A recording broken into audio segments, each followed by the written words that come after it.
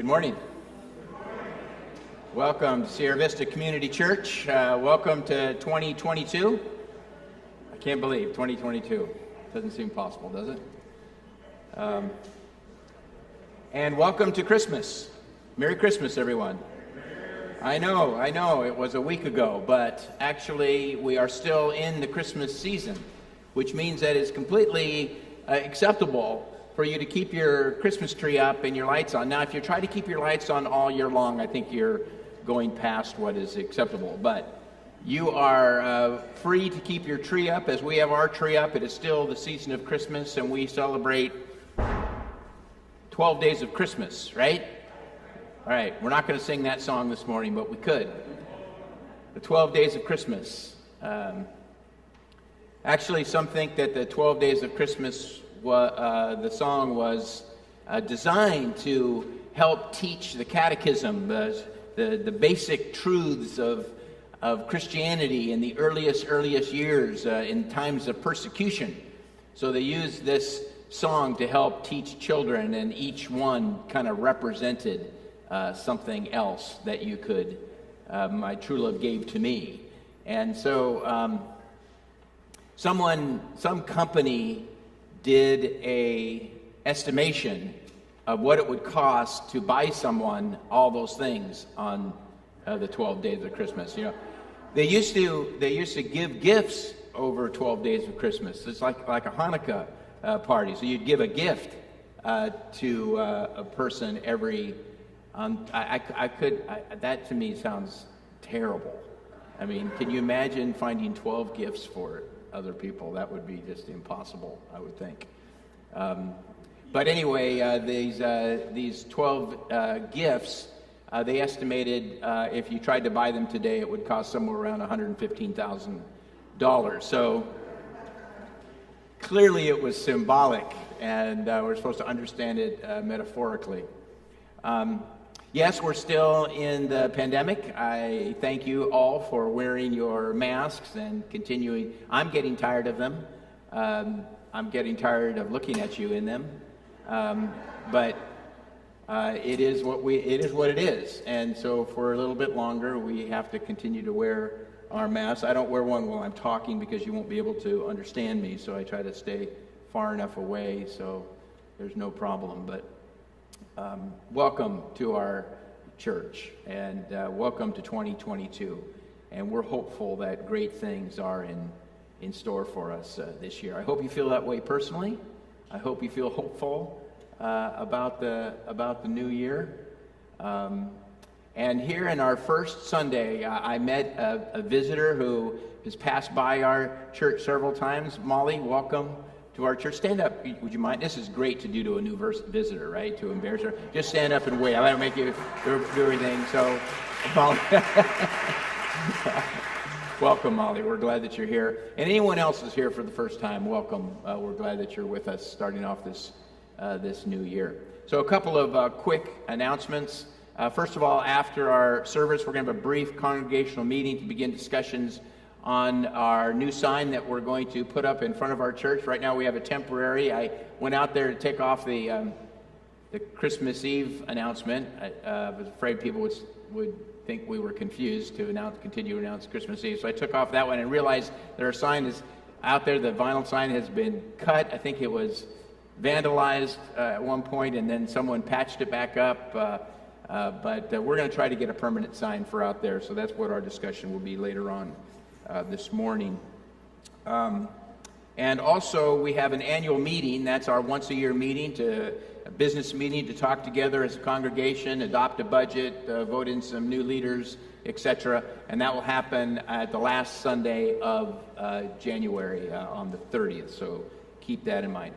Also, we have a Bible study starting, Zoom Bible study with Elaine Detheridge on the book of Ephesians. And that's going to begin, what's the date? Friday the 14th will be that study from 11 to 12. So if you're interested, see Elaine and she'll put you on the list to get the Zoom link. John's going to come. Where are you, John? And has a quick announcement for us. Oh, hold on. You got it? Okay. We'll touch it. It looks all carefully set up.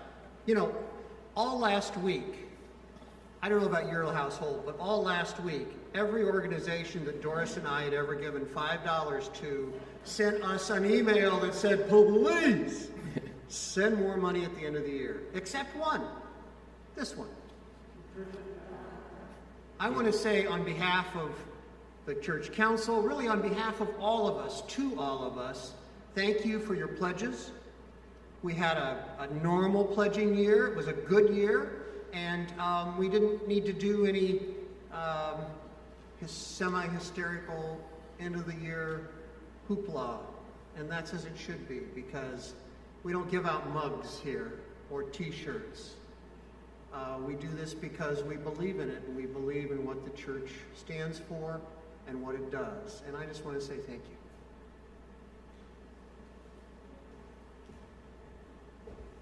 Thank you, John.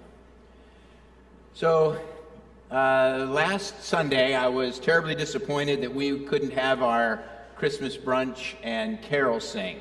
I was really looking forward to that sort of relaxed moment around the tables, eating together, drinking coffee, and singing carols and talking about Christmas. And instead, we had one of those Zoom meetings again last Sunday, and it was fun. It was great. It was good to see everybody. It was okay. But again, I missed that opportunity. So I decided for this Sunday, as I told you on the email, I decided that we were going to have, doggone it, that relaxed carol sing together, and persist to do that anyway. Sorry, no food. Sorry, no coffee. But you get an opportunity to sing carols, and you should all have one of these carol books. In a little bit later, in a few minutes, we're going to take that book and you're going to shout out your favorites. And this is not Stump the Band.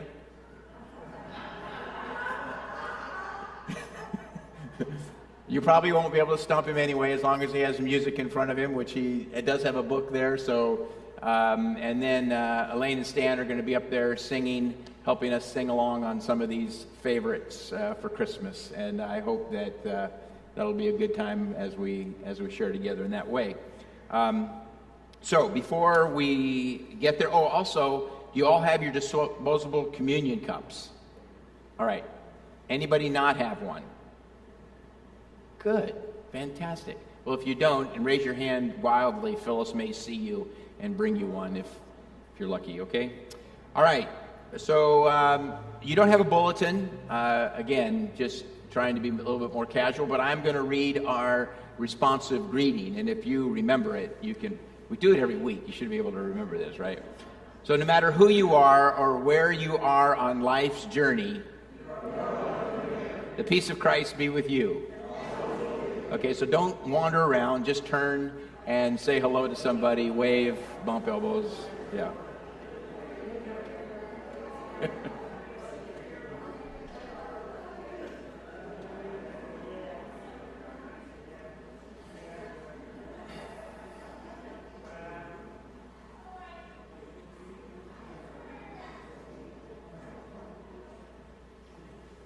All right, so listen now as I read our call to worship from Psalm 84. How lovely is your dwelling place, O Lord of hosts! My soul longs, indeed it faints, for the courts of the Lord. My heart and my flesh sing for joy to the living God. Even the sparrow finds a home, and the swallow a nest for herself, where she may lay her young at your altars, O Lord of hosts, my King and my God.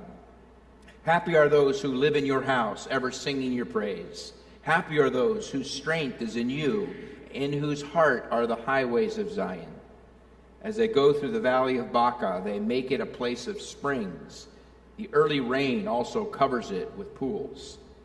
They go from strength to strength. The God of gods will be seen in Zion. O Lord, God of hosts, hear my prayer. Give ear, O God of Jacob. Behold our shield, O God. Look on the face of your anointed. For the Lord God is a sun and shield. The Lord bestows favor and honor. O Lord of hosts, happy is everyone who trusts in you. So for our opening hymn, turn to number 4 in your book, and we will sing all 4 verses of, I think it's 4 verses? 4 verses of Angels We Have Heard on High as our beginning. Okay? Let us sing together.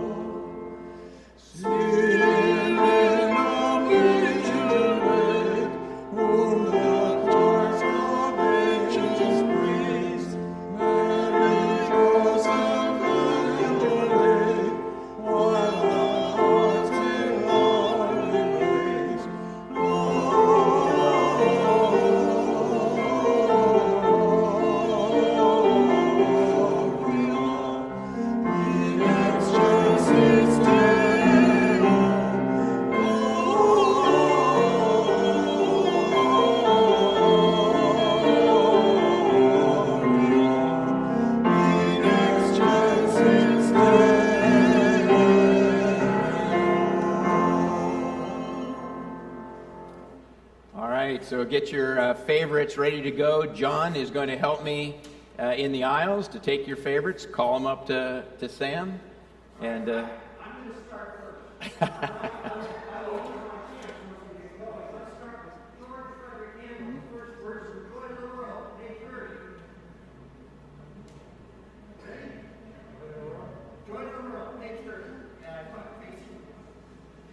An Easter hymn. How many verses? One verse. We're going to get through everybody's favorites. We got to keep them like.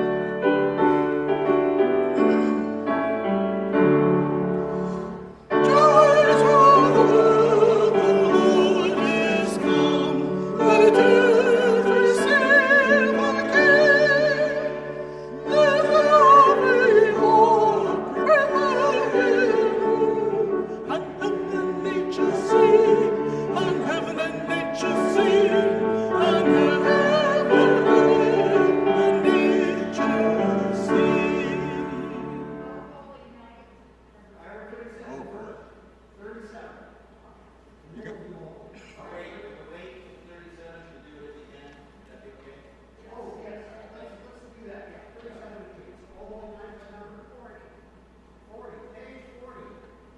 40. What is it? Holy night. At the chorus, I'm going to switch over to the alto.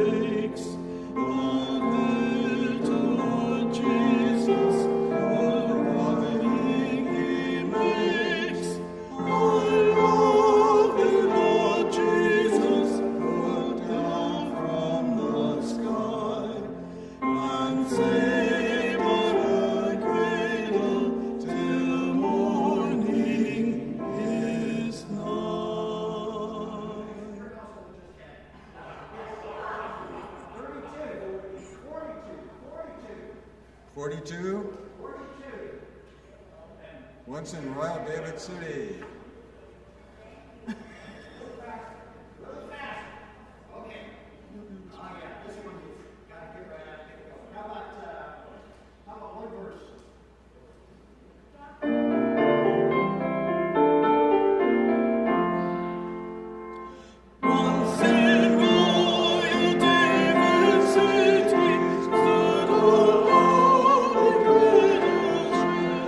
Where all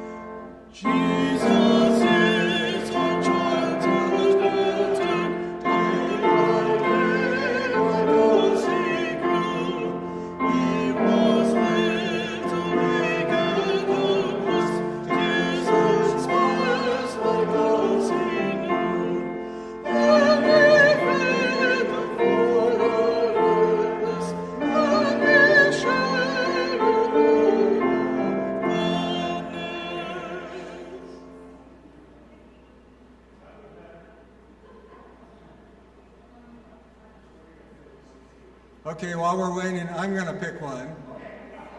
It's sort of like the first one we did, and it's a little bit secular. Ding Dong Merrily on High, number 11.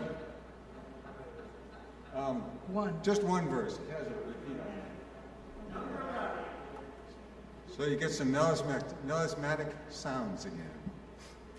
I like this one because it's kind of lively, you know? And you don't always get to sing it unless you're in a choir.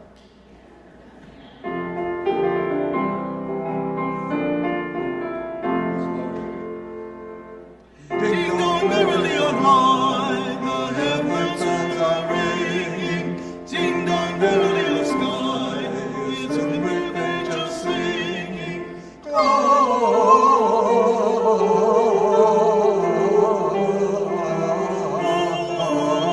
Gloria, Hosanna in the excelsis.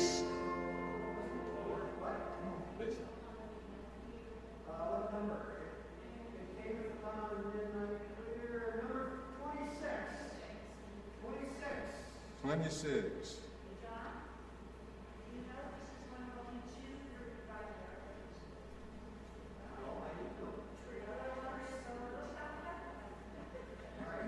Number 26.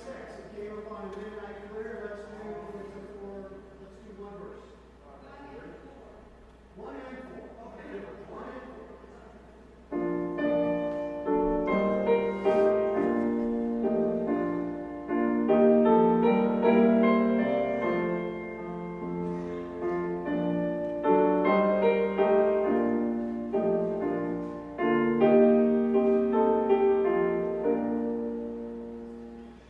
It came upon a midnight clear, the glorious Son of God,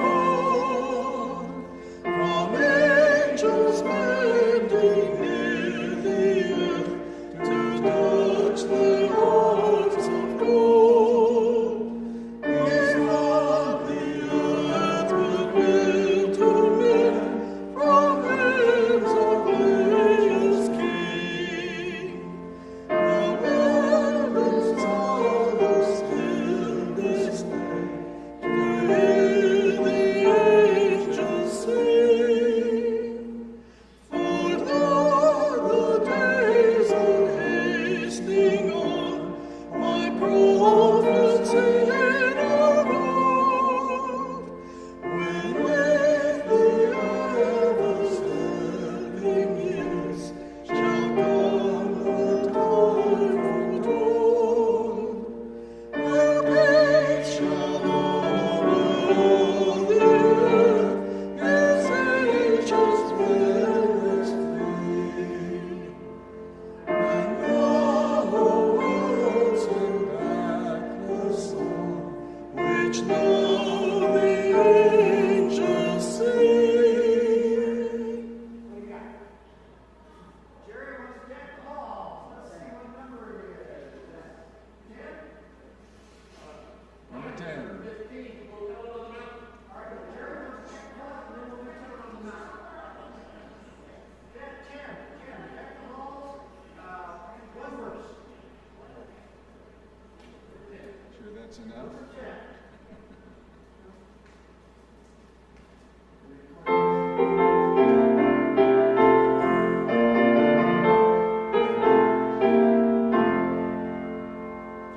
Death goes with boughs of holly, la la la la la la la la. 'Tis the season to be jolly, la la la la la la la la. John renew again your heaven, la la la la la la. World ancient Yuletide carol, la la la la la la la. Number 15. 15. 15. Go tell it on the mountain. All three verses. One verse.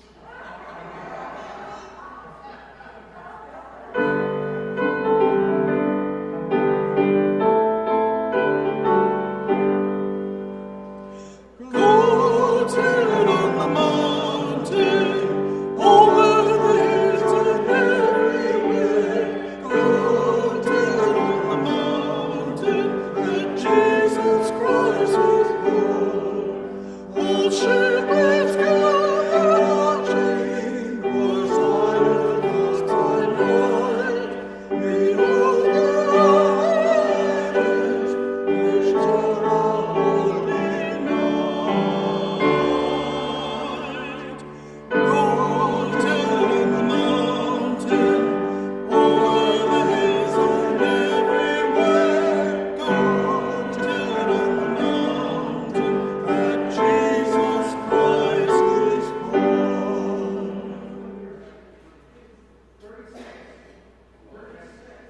36.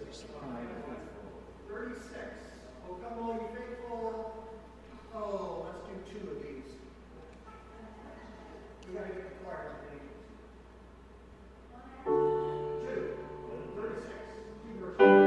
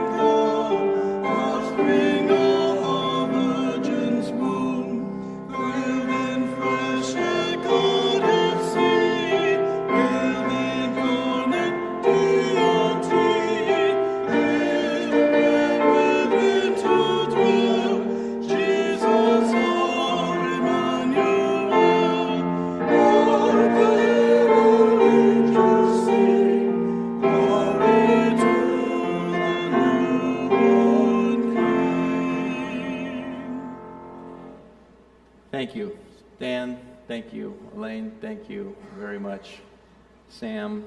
And thank you, John. Appreciate that. You didn't stump the band. Way to go.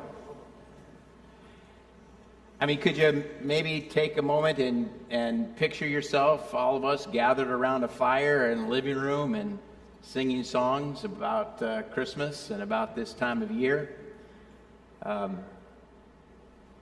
I mean, really, in some ways, the Christmas season is about gathering together, right?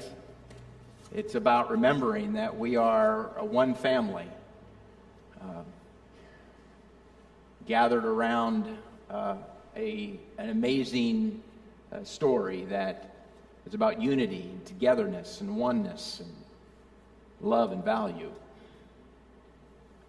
So we're still talking about Christmas. This is my last opportunity to talk about this Christmas story. And you probably didn't know that really only two of the Gospels actually mention the Nativity story, Matthew and Luke. They all have a beginning, but they're different. And the beginning that is the lectionary reading for today is John chapter 1. And I want to talk about John chapter 1 just briefly, and then we're going to share in a time of communion together, which I think is an appropriate way to begin the new year. But I want to think about some aspects of the Christmas story and the birth of Jesus that maybe haven't thought about yet. I'm just wondering, we won't talk about this, but I think every Christmas we learn something new. I wonder if you did. I wonder if you learned something new as you went through this holiday season, as you maybe read these stories again. One of the reasons we learn things new is because every year we're a little different. And so different things pop out at us, I think. So here's John chapter 1, a very familiar text. John is more theological, more philosophical, if you will. And he's talking, here's how he and as he talks, here's how he begins, here's how he begins the story. In the beginning was the Word, and the Word was with God, and the Word was God. He was in the beginning with God. All things came into being through him, and without him not one thing came into being. What has come into being in him was life. The life was the light of all people. The light shines in the darkness, and the darkness did not overcome it. There was a man sent from God whose name was John. He came as a witness to testify to the light so that all might believe through him. He himself was not the light, but he came to testify to the light. The true light, which enlightens everyone, was coming into the world. He was in the world, and the world came into being through him, yet the world did not know him.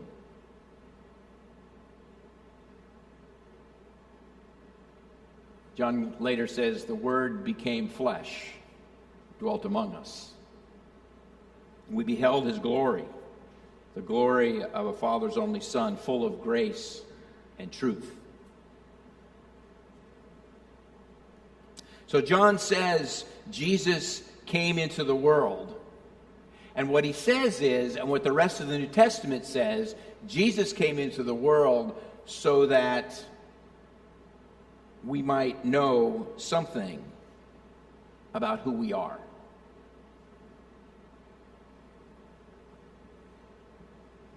God taking on human flesh was not just so that we would know something about who Jesus was, as mysterious as that is, but really it's a way to understand by extension what it means to be human.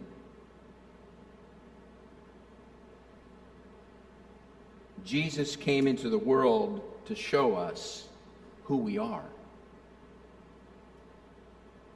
That's the spirituality of a very fancy word that we call incarnation.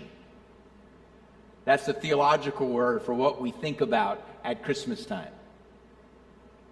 And I want to talk about a little bit about why this is so important. So you have to bear with me a little bit. I'm going to be a little theological. And don't let your eyes roll in the back of your head right now. But in a sense, it's what makes this story something more than just an event in the past. Why was it remembered? Why was it told? Why are we still talking about it, a couple thousand years later? Why is it passed on? Why is it discussed? Why so much music sung, written about this story? There's something important for us to understand. The spirituality of the incarnation. And it was in direct opposition to Greek dualism. That's more philosophical than theological, but let me just put it in there. It was a direct opposition to Greek dualism. And Greek dualism says there's a higher and a lower. There's a spiritual and there's a material. There's the higher good and the lower bad. The spirit above, the material below. John is trying to tell us that Jesus came to say something different than the Greek dualism. Jesus came to tell us, and I'll tell you why this is important in just a minute, that Jesus came to tell us that all is of God. What is above, below, this secular, sacred division that was about that dualistic Greek notion is not Christian, John says. That's not the way that what Jesus came to proclaim. John wants to show us that there is not just flesh and blood, but everything we see is infused with the light of God.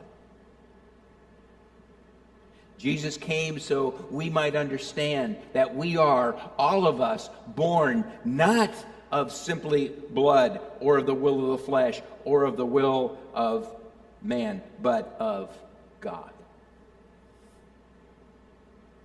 What we call the mystery of life, is the very light of God. And we see in the incarnation the truth that all of life is to be seen through the lens of Jesus, of God's light. We see it in the creation poems. Same thing.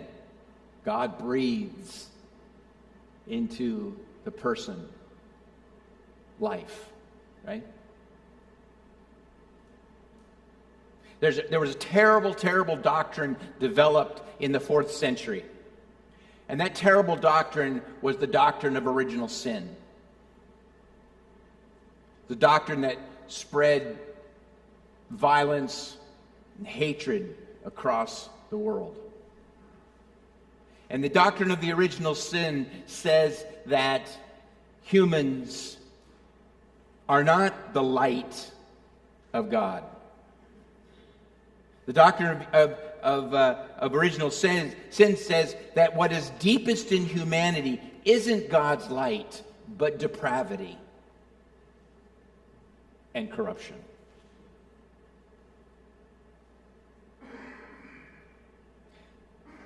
It was developed in the 4th century. And whatever was originally good in humans was forever gone since Adam. Nothing of God's light remains in us. That's the doctrine of original sin. But for John and for the rest of the New Testament, the problem, the sin, if you want to call it that, the sin is forgetting or denying who we are. It's a denial of the light. And then making choices out of that forgetting. Jesus came to restore us to the truth of who we are. That's why we use the word redemption, right? That's why we use the word reconciliation. Coming back together again with the truth of who we are. And some believe that after Constantine became emperor in 313 AD, after he makes Christianity the religion of the empire, he needed a way to motivate his people to conquer the world, to justify cruelty and violence. He had a dream in which he was holding a cross, and the dream said, "Conquer by this," right? So he uses this original sin in order to say, not all people have God's light. Christianity had no doctrine of original sin before the 4th century.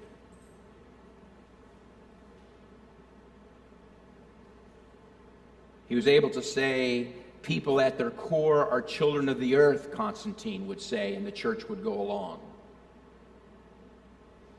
Of darkness, children of darkness.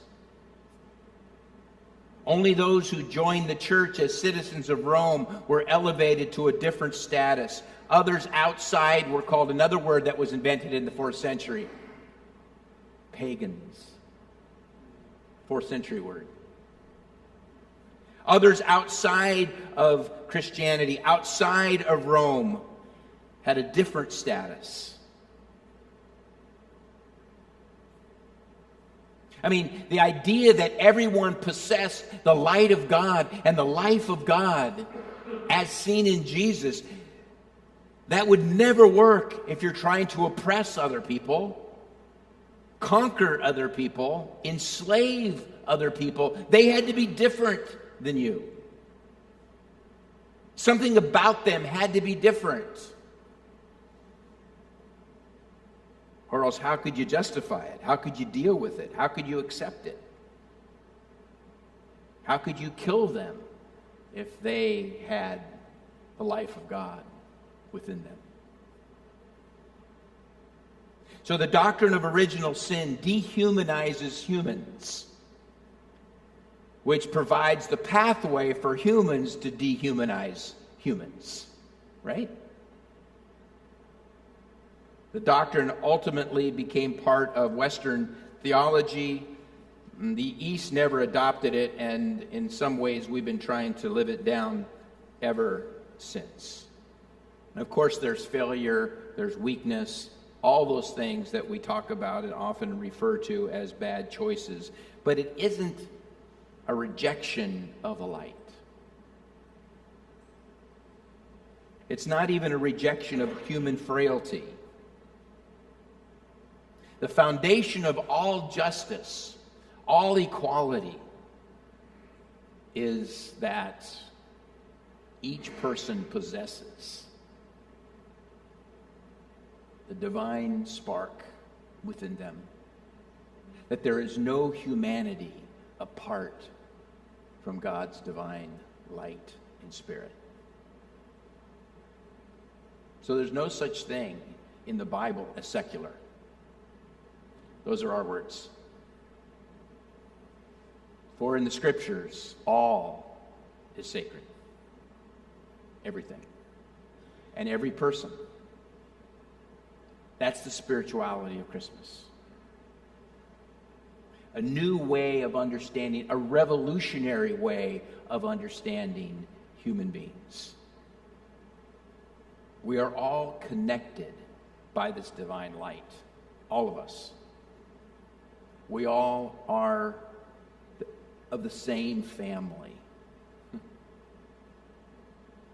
why we sometimes hear people referred to as brothers and sisters, right? We're of the same family. Everybody you see, everybody you meet, if they are a human being, they are your brother, they are your sister.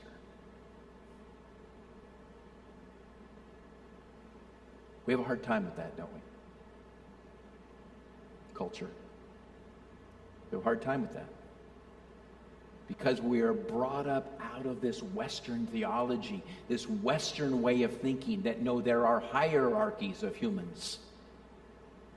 We don't even think about it anymore because it's just in the air we breathe. We don't say it out loud even. But biblical theology teaches us that we are all connected.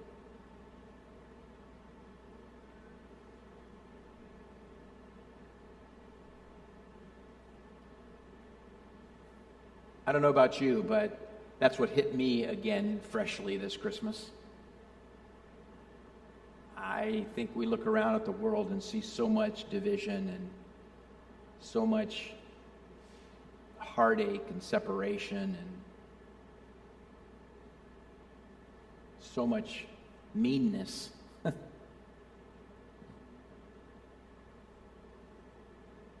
don't know. Maybe in some ways we can pray that God would help us to be a little more gentle this year with each other. Remember Jesus said, if you do it to the least of these, you do it unto me. Remember Matthew 25? This is what he's talking about. How you treat the least of these is really how you're treating me. How different it would be if we lived in a world that truly did see every single human person as a part of the divine substance of God's light. No light can be snuffed out and the rest of us not suffer. Everyone's value is rooted in this reality of the incarnation. It is the story that we have to share. It is the good news. I don't think the disciples had any idea. I mean, we come to this table and we talk about the fact that this is what Jesus did in the upper room with his disciples. And I don't think they had any idea of what he was trying to say. And I think sometimes we don't either. How do we live this? How do we live the incarnation? How do we live this table? How do we let it seep into the way we see the world and the way we see others and the way we see ourselves, right?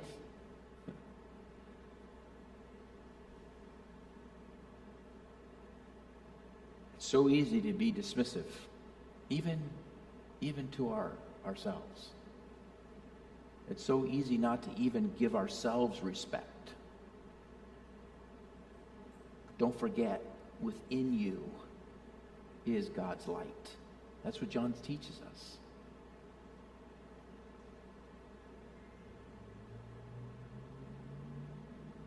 And I think Jesus was trying to help these disciples see that they were all connected. We're all one big family. When you were born into this world, a new spark of divine presence showed up. Something the world had never seen before. You represent a part of this amazing creation that has never been seen.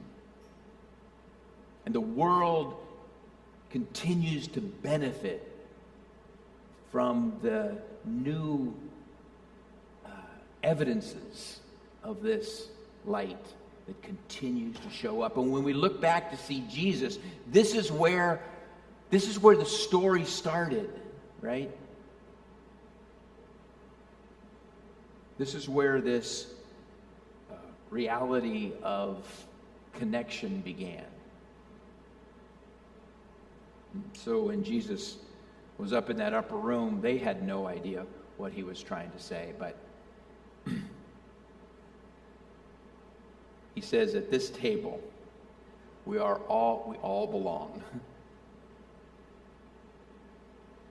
And whenever we eat of this bread together in this kind of ritual way, whenever we drink from this cup, we're proclaiming this universal welcome to all.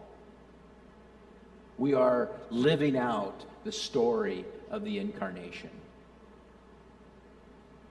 There's no hierarchy when it comes to humans.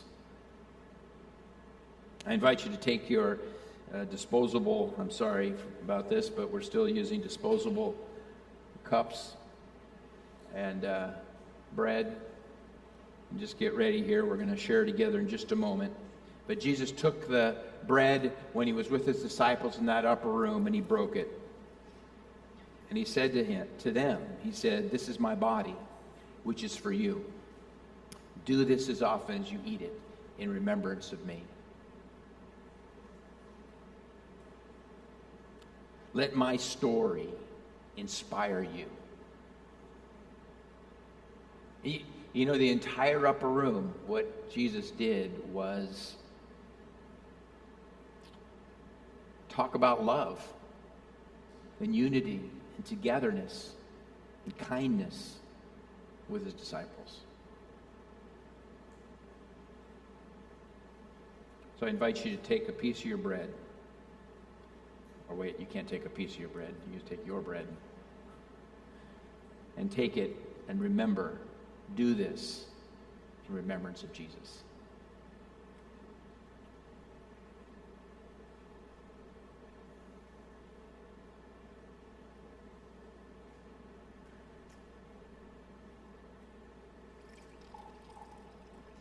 He took the cup and he poured it out. Let this symbolize the lengths I'm willing to go to help you believe who you really are. That nothing is in the way. No failures, no mistakes, no wrong turns, no bad choices. Nothing is in the way.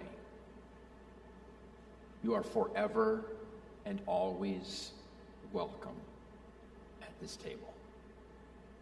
Your forgiveness is not, it's not up for debate. Your forgiveness is complete. And it was established for you from the moment you were born. We are reminded every time we come to this table. God never gives up on us. Do this as often as you drink it, Jesus said, in remembrance of me.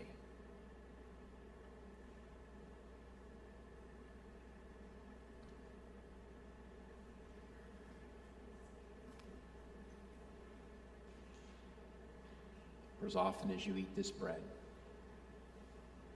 and drink this cup, you proclaim this revolutionary message of equality for all, forgiveness and life that will never go out.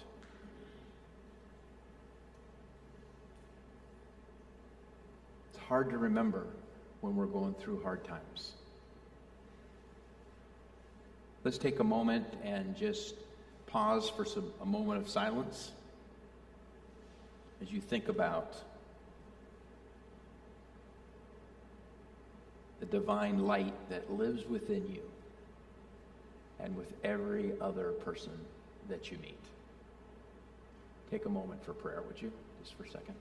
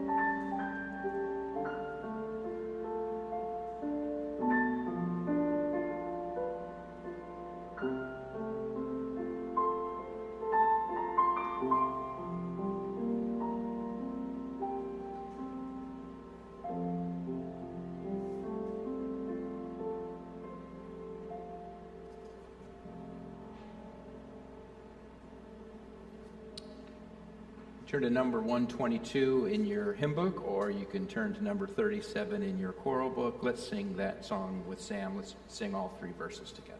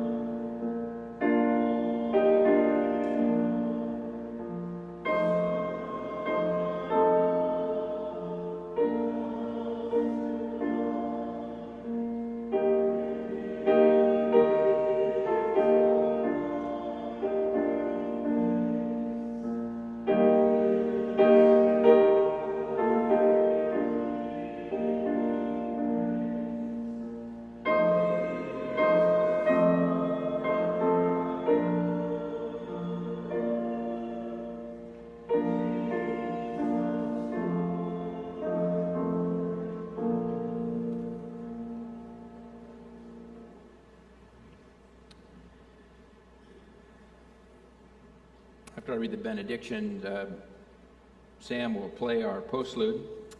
And then if you can stay, we'll take just a brief break after that. And then if you can stay, we'll have our brief congregational meeting. I hope you have a good rest of the Christmas season. Enjoy the last few days. Epiphany is Thursday, in which we start the season of Epiphany, a new season. Listen to this commission and blessing. The people who walked in darkness have seen a great light. Those who lived in deepest night are lit up with a brilliant sight. For unto us a child is born, unto us a son is given. The spread of his influence and of his peace will never end. Therefore go out into the world with great joy. The grace of Bethlehem's matchless child, the love of the God who never ceases to amaze, the fellowship of the Spirit who never wearies, will be with you this Christmas and forevermore. Thanks be to God. Amen.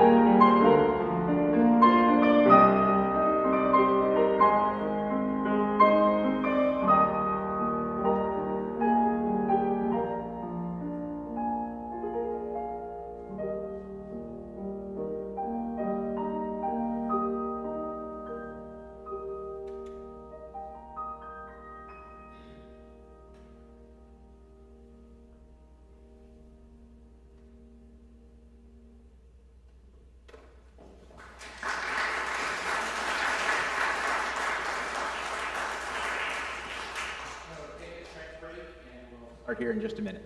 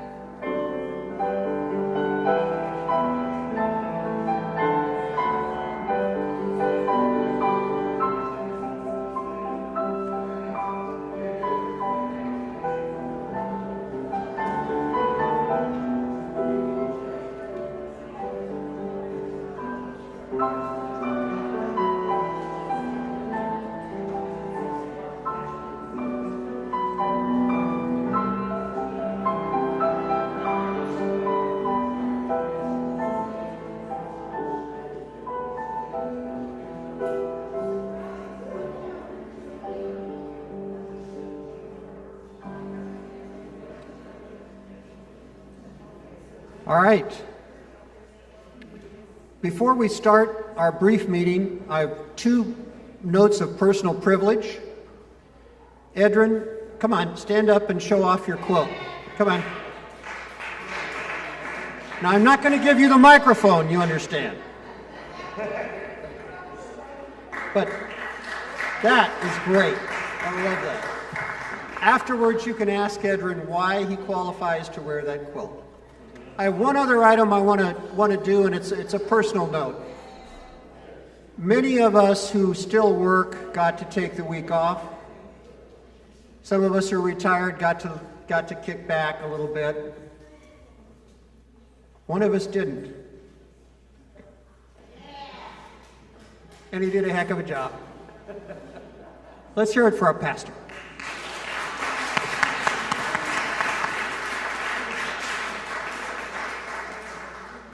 And now, in the vibe is the suggested new church sign.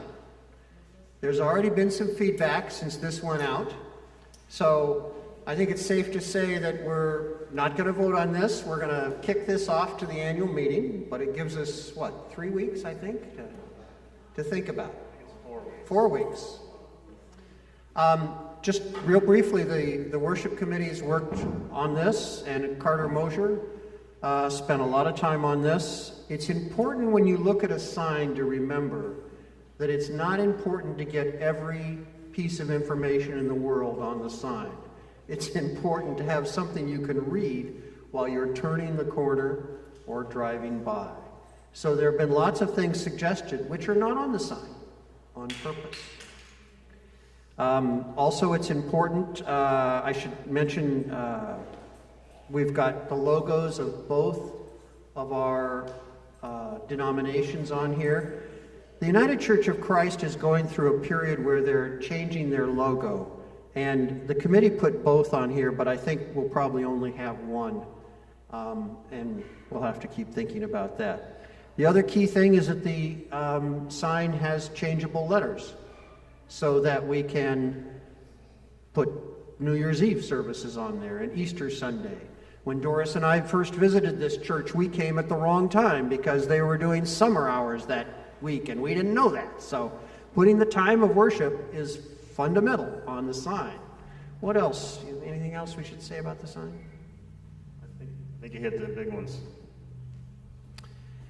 Jeremy's going to run the mic around if folks want to give some comments, but it's also important to remember that you have the worship committee co-chairs here, and feel free to give them your feedback. Who has a comment or question? Oh, back in the back. Jody's gonna make me run.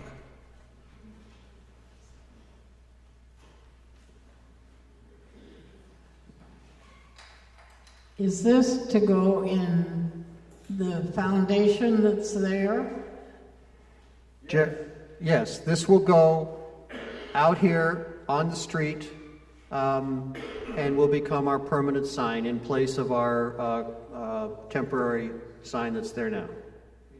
But the Between the posts. foundation that is in the Yes, original sign. yes, between the two posts. We will not take the stone posts out. Okay. How come it's so much money? How come it's so much money? I'm going to stand for that. Also, just a reminder, you can keep your mask on while you use the mic and we can still hear you just fine. And it keeps the, I can talk a little. Put your mask on, Stan. You weren't listening. All right. There we go. I've been the one that's been dealing with, since Carter died, with the sign company. And there's a lot that goes into it. You know, they have engineers that design it. Everyone is made individually. It's lighted from the inside. And that's just what things cost. It's the company is in Florida, and there is shipping too. But it just, that's what things cost. We looked around a lot. it's illuminated from the inside. I don't think that was clear to everyone, so that's wonderful. Ken, I think you had your hand up next. So I guess two thoughts that I'd like to share with the committee and as it kind of gives consideration for our January 30th meeting. One is, I am not able to identify with the Presbyterian logo. That's the first time probably I've ever seen the logo, as best I remember. I am very proud of the fact that this is a federated church of the Presbyterians and the United Church of Christ. And I think it is appropriate that it be spelled out, not identified only in the logo. I think the federation gets lost if you only have the logo characteristics. I don't think a lot of our viewers would understand that that represents a federated church that I think is a very proud characteristic for all of us. Second, the word belong is larger than even the type of church. And while belonging